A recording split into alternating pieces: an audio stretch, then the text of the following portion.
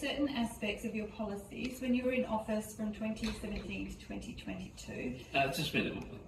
Too fast. I'm writing it down. Jakarta in particular is the ongoing challenge about how you keep these momentums moving, which is the same challenge that you raised. And often we see the challenges one where there may be many different entities, many government organisations, many public sector interests, many community interests. It's how you develop a culture of integration across what are often conflicting domains. And I just wondered whether you had any advice for your audience about how you actually bring government, industry, community together in these very important united missions. Large three cluster of our society: government, corporations, communities. And if I may, I'll use how we integrated our public transport as one example, because this is really three clusters were actually involved. One, we adopted the paradigm that we are adopting is an approach in which we don't assume that we know every solutions to every problems, and we are adopting what's called, and then it developed into City 2.0, where we are being service provider, and that the people were being seen as consumer. And in Indonesian term, we're often being told, you are pelayan masyarakat, and then the people is simply customer. And then, as our society were growing, more educations, more empowered in terms of their socioeconomic, our populations can also serve as participants in the city management, and that we in government serve as facilitator. Okay? Because the people can also provide solution on their own, no longer relying only on government. And we are seeing that in education services. We have private sectors coming in and provide education services, even in transportations, in many things. People will come in and provide services to the public. So we are facilitator and the people are participant. But we are entering the fourth generations of city management, in which government as collaborator and the public is as co-creator. So we are seeing private sectors and community as co-creator to solution in our city, and that we have to engage them. This is true, especially in terms of in Jakarta. Why it is the case in Jakarta? There is no other city in Indonesia that has as many private sector as many as Jakarta. There's no other city in Indonesia that have think tanks as many as Jakarta. They have university as many as Jakarta. They have NGO as many as Jakarta. Why should we in government do everything on our own?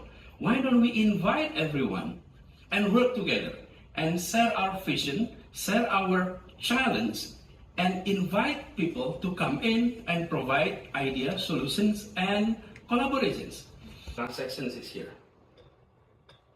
We're going to buy your services by kilometers. So you can operate in the city of Jakarta, for example, one route, say P21, you remember P21, P21, that's one route.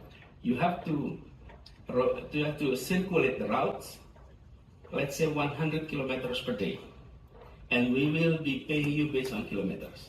You should not go lower than 190, and you should not go above 100 cards to transfer from one bus to another at no additional cost whatsoever.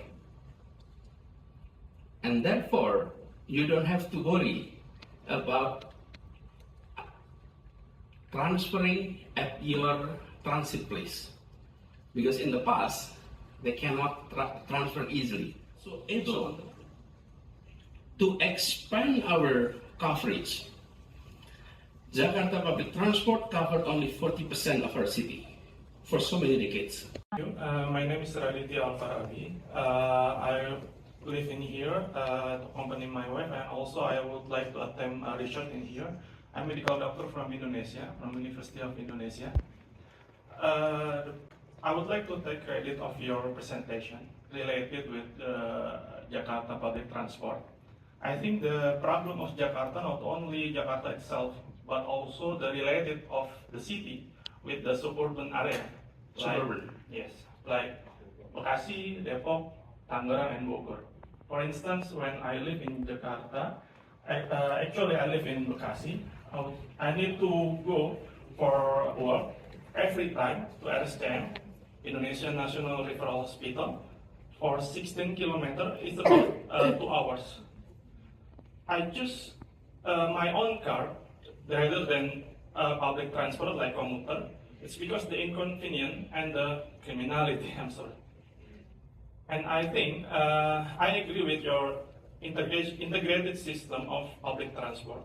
But I think, sir, it's not enough at all to connect the suburban area to the capital or to the Jakarta. And secondly, I would like to Arnab, maybe not have the same vision with you, sir. So how about the merit system to compete or to make sure or maintain the political system didn't affect the concept that you have built up right now? Thank you, sir. Your name again? I'm Raditya. And also I becoming Ahmad Wahid Award at 2009 when you becoming Paramedic Director.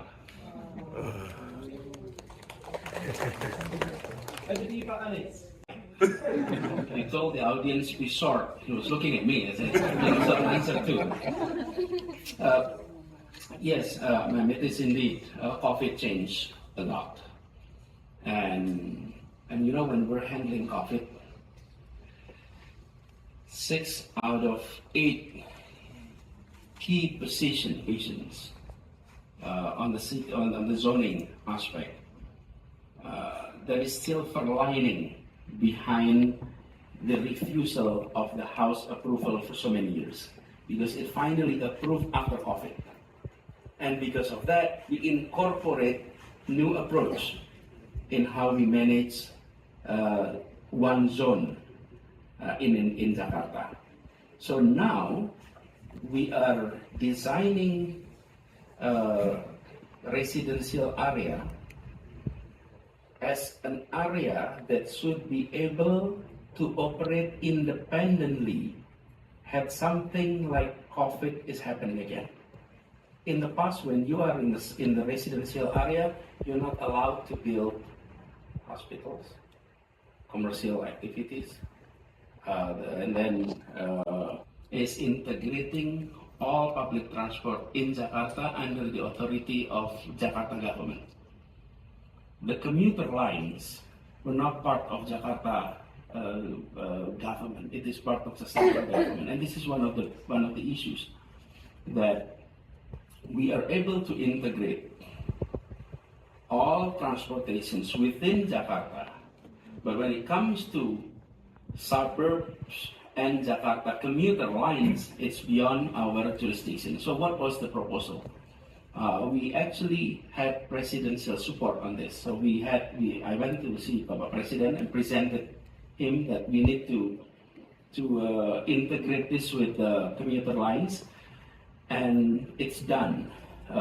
It has been agreed that Jakarta government will be controlling 51% of the share in the kereta api KAI, not KAI, commuter line itu apa namanya? KAI. We're creating a joint venture of MRT Jakarta and KAI, and we created that joint venture, and Jakarta is controlling 51%. It is still under executions, but once that is done, then we will be able to, for us to educate the public on this agenda, so that the public will keep that agenda into priority and demand successor to continue the track. Can I give the feedback? Sorry, guys. There's so many people. Everybody on Zoom, I'm just going to read out two questions that we have from Zoom that have come in. The first one is from Michael Pafazi, and he has asked Dr. Anis, what plans should be developed to address the impact of climate change and the threat to 3 million people in North Jakarta who may be affected by rising seas? And the second one I'll read out is from Justin Wijak. Are there certain aspects of your policies when you were in office from 2017 to 2022? Just a minute. Too fast. I'm writing it down. Sorry. Yeah, so the first one just on No, the coastal, yeah? No, the coastal, the rising sea level. Yes. And the second one just asking about your policies when you were governor. Which policy? Just general aspects of your policies when you were in office from 2017 to 2022 that you think need to be maintained Okay. or improved Okay. for the promotion of sustainable living in Jakarta. That's a long question. It was almost at the end. Okay, that's the second. And then the unpredictable rain that is falling in the highlands, always coming into Jakarta. We have 13 rivers coming into the city. And even if Jakarta is dry, we may be experiencing flood because of all. If more people will start using public transports, there may be problems to those people that actually work as drivers for the ride-hailing platforms. They're having their source of incomes from there, and they may lose their jobs as more people will go into public transport. So the question is, based on your experience, have you ever experienced the kind of a policy that you make that actually lead to another consequences or another problems, and how you actually tackle these problems? Thank you, Vance. Thank you. I come from Central Sulawesi. You may have heard about the disaster that hit Central Sulawesi in 2018, and it's a major earthquake and then triggered tsunami and liquefaction. You have addressed about climate change, and I want to ask you whether you also consider about the potential disaster related to the seismic activity disaster when you plan the spatial plannings, as like make a high-rise buildings, something like that. Thank you very much. PhD at Center for Health Economics at Monash Business School. Your name again? Giovanni. Oh, Giovanni, okay. So the question is, I'm curious about what you think about how do you incorporate research into your daily policy making. Jakarta is one of the provinces that released the death certificate data on COVID during COVID times, and there were a few papers that came out from that using the data. But we're just curious about your thoughts and your experience in incorporating research in your daily policy making. Thanks. Thank you. Okay. Yes. Can you start example with regard to, we're building public transport. Later on, you will be seeing ojek drivers may lose their jobs.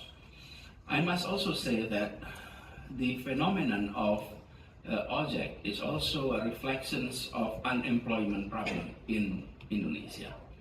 So it's bigger than about mobility services. It's about employment.